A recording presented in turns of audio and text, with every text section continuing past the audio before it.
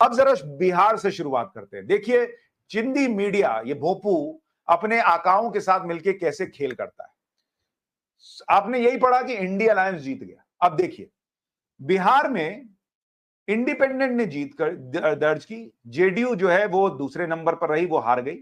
लेकिन मुझे यह बताइए कि इंडिया अलायंस कैसे जीत गया जब वहां पे आरजेडी की कैंडिडेट मीसा भारती बीमा भारती उतरी हुई थी। आरजेडी हार गया, आरजेडी इंडिया अलायंस का पार्ट है, तो इंडिया अलायंस बिहार में क्यों नहीं हारा बॉस? और इंडिया अलायंस तो तीसरे नंबर पर रहा, दूसरे पे भी नहीं रहा। वो भी तब जब पप्पू यादव भी, जो लालू यादव से इतने नाराज थे, जो लालू यादव के खिलाफ जाकर जो है वो वहां से निर्दलीय जीत गए, उन्होंने भी बीमा भारती को सपोर्ट किया। उसके बावजूद आरजेडी तीसरे नंबर पर है, लेकिन इंडिया अलायंस की जीत हुई है इस उपचुनाव में।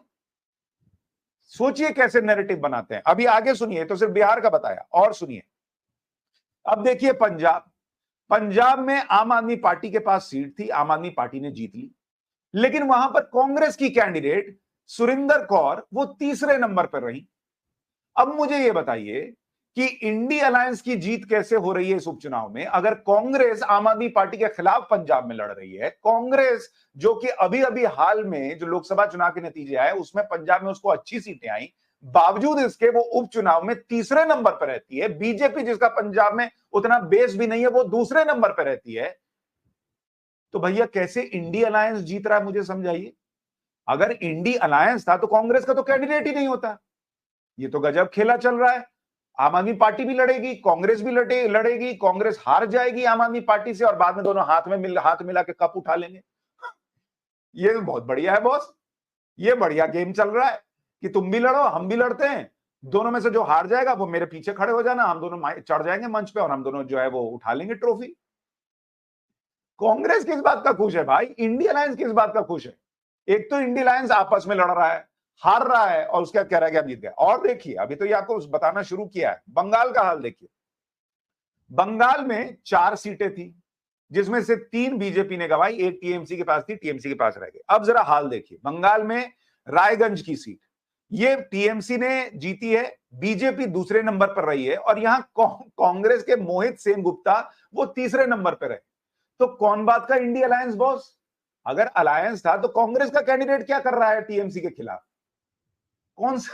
ये तो गजब का अलायंस देखा है मैंने जीवन में पहली बार, कि हम अलायंस में भी हैं लेकिन हम जो है वो अलग अलग लड़ेंगे और बाद में ट्रॉफी उठाने साथ में जाएंगे। तो कांग्रेस को तो शर्म आनी चाहिए, उनके चिंदी मीडिया को, कि वो कांग्रेस की जीत इंडिया अलायंस की जीत बता रहे हैं। कांग्रेस तो वहां हार गई, तीसरे नंबर पे है, रिकवर भी नहीं कर पा रही। अच्छा आगे देखिए, फिर इसी तरह से रानाघाट दक्षिण की सीट, वहां पर भी अगर आप देखेंगे, वहां पर भी जो communist party of India Marxist CPI-M का कैंडिडेट है अरिंदम बिस्वास, वो तीसरे नंबर पे रहा, मात्र 13,000 वोट है। बीजेपी वाले को तो फिर भी 74,000 वोट है। तो इंडिया अलायंस था तो लेफ्ट का कैंडिडेट वहां पे क्या कर रहा था?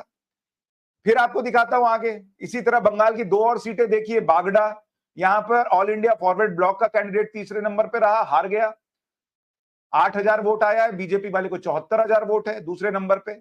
और मानिकतला में सीपीआईएम का कैंडिडेट हार गया, राजीव मजूमदार, 9,000 वोट है, बीजेपी वाले को 20,000 वोट है।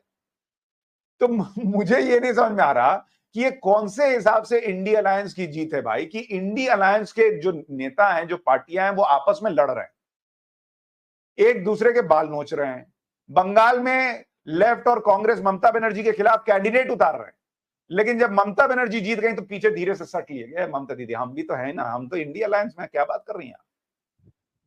पंजाब में आम आदमी पार्टी के खिलाफ कांग्रेस कैंडिडेट उतार रही है, तीसरे नंबर पे रह रही है, तीसरे नंबर पे, लेकिन जाके सट गए कि नहीं नहीं हम जीते, हम जीते, हम दोनों भाई ना है जी, क्या बात कर रहे हैं। इसी तरह से आप देखिए बिहार में आरजेडी तीसरे नंबर पे है बॉस, लेकिन इंडिया अलायंस की जीत हो गई। बॉस ये कोई इंडिया अलायंस की जीत नहीं है, ये आपको दिखाता है कि इंडिया अलायंस कैसे स्वार्थ के लिए मंच पर तो साथ में खड़ा हो जाता है, लेकिन अपने अपने स्वार्थ के लिए एक दूसरे से भिड़ता है, और ये नैरेटिव सेट करने का प्रयास कर रहा है कि हम नरेंद्र मोदी को देखिए हरा दे रहे हैं। और इनका जो भोपू मीडिया है, जो यूट्यूब की मदद से उस नैरेटिव को फैलाता है, वो सो कॉल्ड पत्रकार जो है, मतलब उनको शर्म आनी चाहिए, वो कौन से हिसाब से पत्रकार है, उनको ये पूछना चाहिए कि कौन से हिसाब से इंडिया अलायंस जीत रहा है भाई। आज तक आपने ऐसा देखा है कि मतलब क्रिकेट में ऑस्ट्रेलिया और इंग्लैंड जो है वो दोनों आप टूर्नामेंट खेलने उतरे, दोनों अलग अलग खेले और बाद में जो है वो दोनों मिलकर ट्रॉफी उठा ले और कहे कि हमने इंडिया को हरा दिया, भारत हार गया। देखिए